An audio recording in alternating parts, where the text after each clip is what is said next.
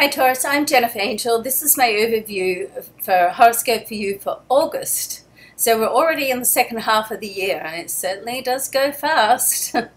All right, so let's have a look. There's a lot of aspects happening this month. I guess there are every month, but there's, as always, some challenging and supportive aspects. So let's go through and have a look at what areas of your life are going to be most affected through this month. So first of all, Venus, which is your ruling planet, so anything that happens with the Venus throughout the solar chart is going to have an influence on you. So at the start of the month, it's still in your solar third house. It's going to move out of here on the 12th, but let's have a, just look at what the third house represents first.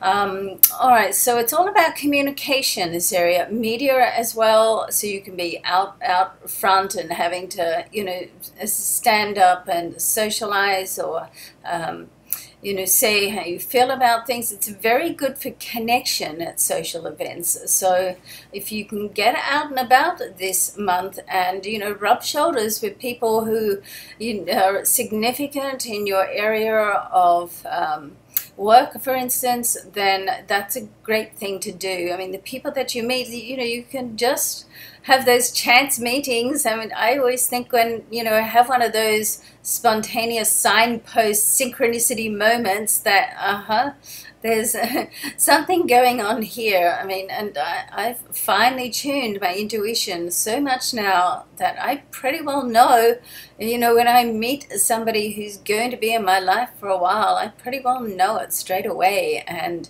if you can get to that point of just knowing and understanding what that intuitive thought feels like, then that's the way that you get to know it and trust it and be able to rely on it. Of course, in the process of that, sometimes you have to go against it as well, and that's how you learn. It sucks, I know, but we learn our greatest lessons in life generally the hard way. Wish it didn't need to be like that, but that's that's the impact, the greatest impact it has on us. And sometimes when we don't get the message straight away, what we're meant to be doing, and then another one comes through, which is, a little more challenging. So it's like, knock, pay attention, okay? So there's a little bit of that going on in your life at the moment as well, and particularly as a Pluto slow-moving planet in your solar ninth house, going to be there for some time, with it sitting there and the different variations of interactions that Pluto has with the planets throughout the month or years. It just helps you to get in touch with what it is that you want to do in your life, okay? Because that's the key. And I know it sounds simple enough, but coming up with what your life purpose is or should be is not always an easy task. But here's a hint. When you do something that you love and it doesn't really feel like work, then you're pretty well on the right path there, okay?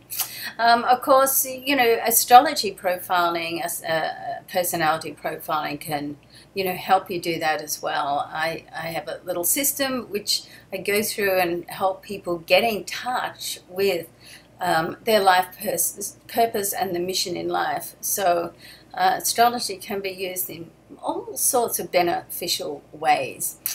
All right, so when Venus is on the move on the 12th, going to move into your fourth house. Now, there's a lot of activity happening in this area of your chart.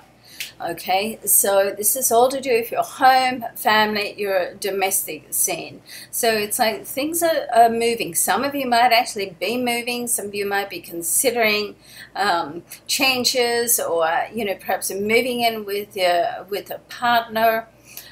Because right opposite you there, still right through to the end of the year, is Saturn, and Saturn is in your area of relationships. Mars is there now too, so this puts another sort of spin on, some urgency around relationships and how you're going to move forward in this manner. So You want to try not to make too many rash decisions, but you want to be open to compromise as well. I mean, that's life, isn't it? You know, there are a certain amount of compromises that we have to make. Even when we do what we want to do and we get it all our own way, then, you know, there's always a flip side to the coin. There's a compromise to make. So, you know, keep that in mind. Compromise is not a dirty word. You know, good, bad, or indifferent, it comes with a flip side and compromises.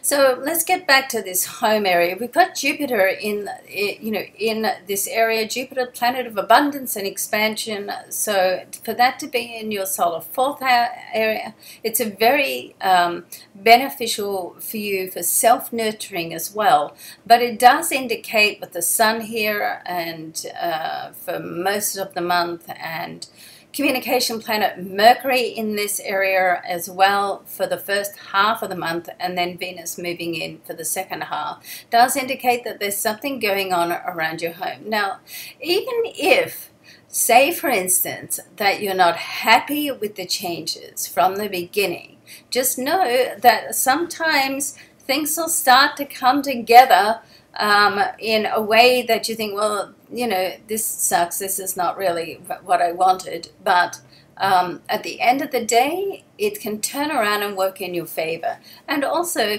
you know, remember, Taurus, that nothing's really set in concrete, and things can change, you know, instant. And so, you know, life can be changeable. And that's very much to do with your attitude as well, and, you know, how much you allow yourself to sort of change along with life as it changes in its own way.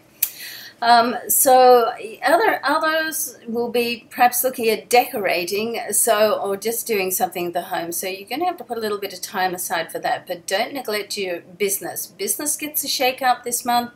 The full moon is right in your solar 10th house. So if you're not happy about something at work, then it can certainly, you know, come to fruition over this time, okay?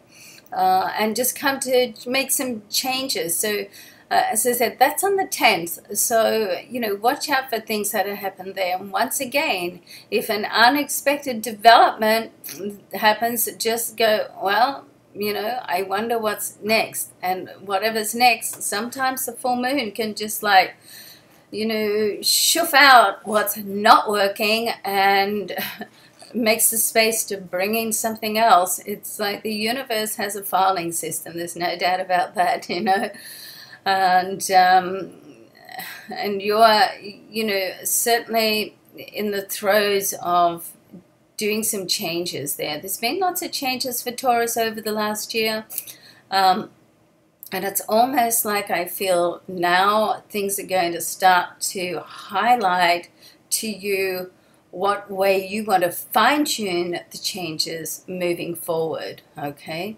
Now, right in the middle of the month, we've got Venus, your ruling planet, right conjunct with Jupiter. So this is on the 18th, and we've got the orbit influence coming up to that and out the other side. So there's certainly some movement this month, and my feeling about it is that, okay, any movement for a Taurus can be somewhat unsettling, but my feeling about it is that it's going to motivate you to make things right in your life, whatever that is for you. Okay, so in that sense, it's a very, very positive movement. So I guess my message for you, overall message for you this month, Taurus, is don't prejudge or don't judge anything too quickly, all right? Wait until the pieces fall into place, wait until the dust settles, all those analogies, and then see how it comes out for you, okay? All right, love and luck to you. Thanks for watching. Have a great month. Bye for now.